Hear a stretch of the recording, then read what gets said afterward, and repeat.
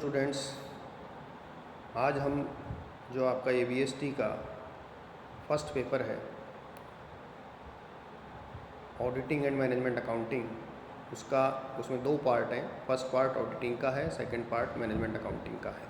तो management accounting का part मैं आपका ले रहा हूँ।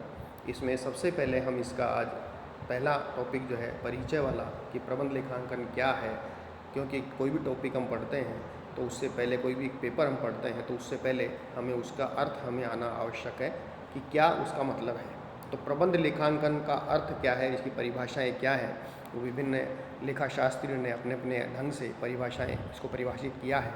तो जैसा इसके नाम से स्पष्ट है, प्रबंध लेखांकन ये दो शब्दों से बना है, प्रबंध और लेखांकन।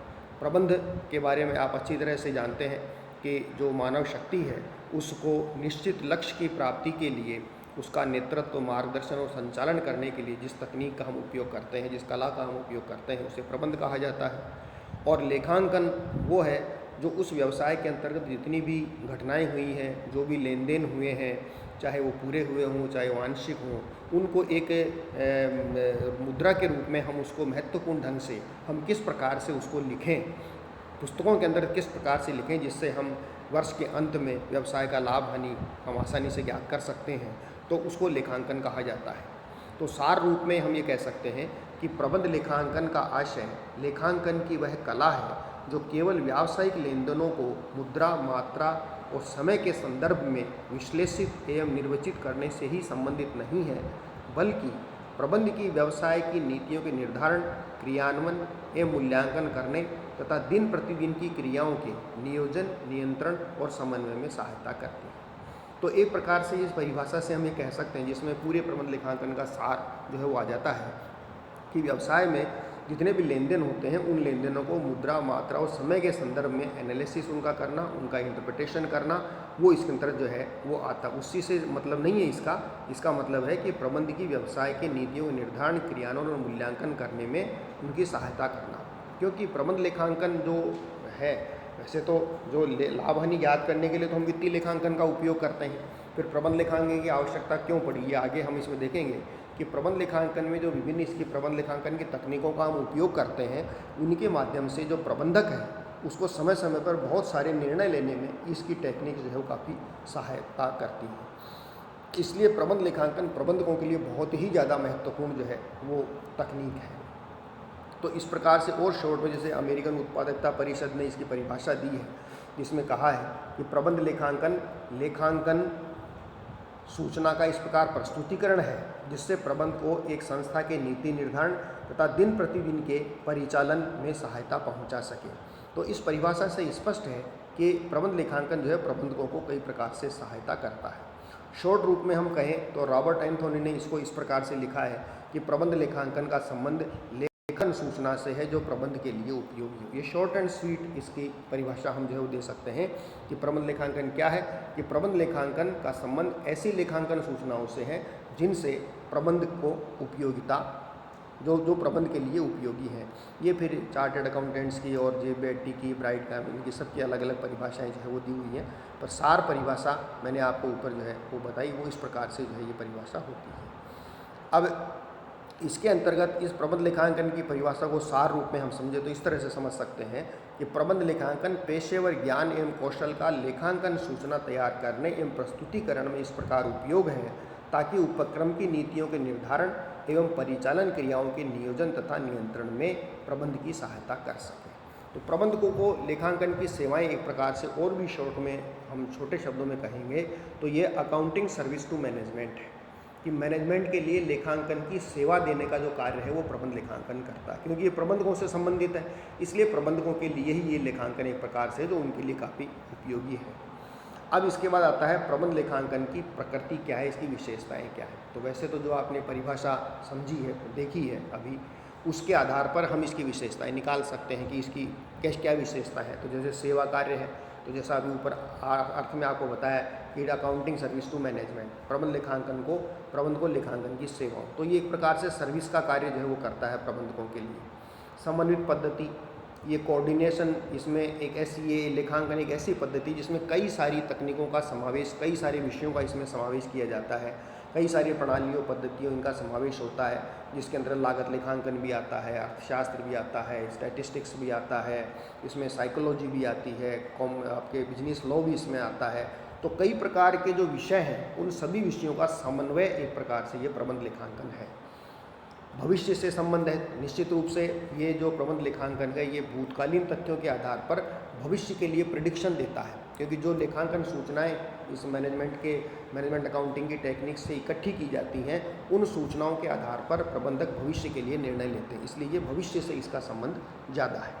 चयनात्मक प्रकृति का है, तो चयनात्मक प्रकृति का मतलब क्या है कि समान प्रकृति और विशेषता वाली योजनाओं का तुलनात्मक अध्ययन होता है। प्रबंध लेखांकन के अंतर्गत कौन सी योजना हम चुनें, हमारे पास 3-4 प्लान हैं, उनका अलग अलग हमने मूल्यांकन किया, अलग अलग उनकी सूचनाएं इकट्ठी की, अब उसमें बेस्ट कौन सी है उसको कैसे चुनें, तो उसके लिए ये तकनीक काम आती है। तथ्य प्रस्तुतिकरण, निर्णय नहीं। ये देखिए, ये बहुत इंपॉर्टेंट चीज़ है कि प्रबंध लेखांकन जो है वो कोई डिसीजन नहीं लेता, ये तो डिसीजन लेने वालों को यानी प्रबंधकों को एक प्रकार से फैक्ट्स प्रस्तुत करता है। जो फाइनेंशियल अकाउंटिंग की सूचनाएं हैं, वित्तीय लेखांकन के द्वारा जो सूचनाएं प्राप्त होती हैं, फाइनल अकाउंट्स है, बैलेंस शीट है, ट्रेडिंग P&L अकाउंट है, और आपके स्टेटमेंट्स वगैरह जितने भी हैं, उन सूचनाओं के आधार पर उनको इस प्रकार से प्रबंधकों के सामने प्रस्तुत किया जाता है कि जिससे प्रबंधक उनके आधार पर निर्णय ले सके। कारण परिणाम विश्लेषण, तो कारण परिणाम विश्लेषण पर ये विशेष जोर देता है, क्योंकि लाभ की मात्रा, वित्तीय लेखों में तो खाली लाभ की मात्रा ज्ञात करते हैं, जबकि प्रबंध लेखांकन में हम ये ज्ञात करते हैं कि लाभ किन कारणों से हुआ, कि लाभ क्यों हुआ। जैसे कि नाम आपने सुना होगा कैश फ्लो स्टेटमेंट, पहले फंड फ्लो स्टेटमेंट होता था, तो कैश कहाँ कहाँ से आया, कहाँ कहाँ गया, उसका वर्णन हम उसके अंतर्गत करते हैं। ये प्रबंध लेखांकन की एक टेक्निक जो है वो है। अनिश्चित प्रकृति के नियम, इसके जो नियम हो एक से नहीं होते। वित्तीय लेखांकन में तो नियम फिक्स होते हैं, डेबिट को डेबिट, क्रेडिट को क्रेडिट करना है। इसके नियम जो है इसमें स्पष्ट नियम नहीं है, ये बस प्रस्तुतिकरण है लेखांकन सूचनाओं का प्रबंधकों के सामने। तो जितनी अच्छी तरह आप अपनी प्रतिभा का, अपनी कल्पना का उपयोग करें, भाई इसको इस तरह से सूचना को प्रेजेंट करेंगे तो मैनेजमेंट को डिसीजन लेने में ज़्यादा सुविधा होगी, तो उस प्रकार का प्रस्तुतिकरण इसमें किया जाता है। लागत तत्वों की प्रकृति पर जोर, प्रबंध लेखांकन में लागत तत्वों की प्रकृति पर विशेष ध्यान देते हैं, क्योंकि निर्णय लेने के अंतर्गत एक आपके टेक्निक देखेंगे, लागत लाभ विश्लेषण, कॉस्ट प्रॉफिट एनालिसिस, उसके आधार पर किया जाता है कि कोई भी चीज़ यदि प्रॉफिट हमें होता है तो उसमें CVP एनालिसिस हम उसका जरूर करते हैं, कॉस्ट वॉल्यूम प्रॉफिट एनालिसिस हम जरूर करते हैं कि इसकी लागत कितनी आएगी, लाभ कितनी आएगी, कोई भी डिसीजन लेने से पहले। तो इसमें इस लागत को हम 3 भागों में बांटते हैं, स्थायी लागतें, परिवर्तनशील लागतें और अर्ध परिवर्तनशील लागतें। क्योंकि स्थायी लागतें तो एक निश्चित सीमा तक वो तो होंगी ही होंगी, आप चाहे उत्पादन करें चाहे नहीं करें, लेकिन परिवर्तनशील लागतें परिवर्तित होती रहती हैं। तो एक तरह से मैं कह सकते हैं कि प्रबंध लेखांकन जो है लागत लेखांकन के प्रबंधकीय पहलू का ही विस्तार एक प्रकार से जो है वो है। इसके उपरांत आते हैं प्रबंध लेखांकन के उद्देश्य। ऑब्जेक्ट मैनेजमेंट अकाउंटिंग के क्या है, तो उद्देश्य जैसे काफ़ी तो अर्थ और परिभाषा और प्रकृति, इसी से विशेषताओं से आप समझ गए होंगे कि प्रबंध लेखांकन के उद्देश्य क्या है। तो विशेष रूप से बेसिक इसका जो उद्देश्य वो तो है कि प्रबंधकों को निर्णय लेने में सहायता करना है, क्योंकि लेखांकन ही प्रबंध के लिए लेखांकन है, अकाउंटिंग सर्विस फॉर मैनेजमेंट है। तो इसलिए इसका मूल उद्देश्य तो प्रबंधकों को निर्णय लेने में और उनको प्रबंधकों को निर्णयन में सहायता करना है। तो सबसे पहले प्रबंध में सहायता, तो जैसे ऊपर हमने डिस्कस किया कि इस प्रकार की सूचना इकट्ठी करके इसमें प्रबंधकों के सामने प्रस्तुत की जाती है कि जिससे प्रबंधकों को इसमें सहायता मिलती है। वित्तीय सूचना के निर्वचन में सहायता, फाइनेंशियल अकाउंट्स जो हैं उनके आधार पे trading P&L, balance sheet, P&L appropriation, ये सब सूचनाएं सारी उसमें होती हैं। लेकिन किसी के सामने आप बैलेंस शीट रखें तो उसका एनालिसिस करना, उसको पढ़ना मुश्किल होता है। लेकिन उसी बैलेंस शीट की सूचनाओं को यदि हम ये दे दें कि करंट असेट्स और करंट लायबिलिटीज में क्या फ़र्क है, क्या रेशो है, डेट और इक्विटी का क्या रेशो है, फिक्स्ड असेट्स कितनी है, हमारी कैपिटल कितनी है, उसका आपस में संबंध क्या है, तो इन चीज़ों को हम रेशो के माध्यम से बता सकते हैं, रेखा चित्र के माध्यम से बता सकते हैं, सूचकांकों के माध्यम से बता सकते हैं, और कई तरह की सांख्यिकीय विधियों का प्रयोग करके हम इनको प्रेजेंट कर सकते हैं, जिससे प्रबंधकों को सूचना इसमें निर्णय लेने में सुविधा होती है। निष्पादन नियंत्रण में सहायता, एक संगठन के अंतर्गत जितनी भी क्रियाएं होती हैं, जो संसाधन होते हैं, उनको सुनिश्चित करने के लिए उनका नियंत्रण करना प्रबंध लेखांकन का मुख्य उद्देश्य होता है। तो प्रबंध लेखांकन में एक ऐसी व्यवस्था की जाती है कि जिसकी तुलना पूर्व निर्धारित आंकड़ों से करते हैं कि पिछले साल हमारे पास क्या प्रॉफिट था, क्या रेवेन्यू था, क्या सेल्स थी, उससे पहले कितनी थी, पिछले 5 साल के, 10 साल के। तो उन सूचनाओं का हम फिर एनालिसिस करते हैं कि इसमें ट्रेंड जो है वो किस प्रकार का रहा। तो परफॉर्मेंस को कंट्रोल करने में भी ये सहायता करता है। समन्वय में सहायक, तो जैसा आपको ऊपर बताया कि ये विभिन्न प्रकार के जो विषय हैं, विभिन्न प्रकार के लेखांकन हैं, उनका समन्वय करके ही जो है ये लेखांकन किया जाता है। कर्मचारियों को अभिप्रेरित करना, संस्था के जो कर्मचारी हैं उनके हितों के अनुरूप कार्य करने के लिए भी अभिप्रेरित करने में ये प्रबंध की सहायता करता है। तो कर्मचारियों को अलग अलग टारगेट दिए जाते हैं, तो उन टारगेट्स को प्राप्त करने के लिए कई सारी इंसेंटिव स्कीम्स चलाई जाती हैं, तभी कर्मचारी मोटिवेट होगा। यदि एक रेगुलर सैलरी मिलेगी तो वो उतना ही काम करेगा, तो उसको इंसेंटिव कैसे दिया जाए, कैसे उसके लिए ये मोटिवेशनल स्कीम्स चलाई जाए, तो वो सारी भी इन प्रबंध लेखांकन की तकनीकों का प्रयोग करके हम याद कर लेते हैं। निर्णय में सहायता, ये तो एक इम्पोर्टेंट पॉइंट था ही जो भी आपको ऊपर बताया था कि इसके सहायता से प्रबंधक बहुत तरह के निर्णय ले सकता है।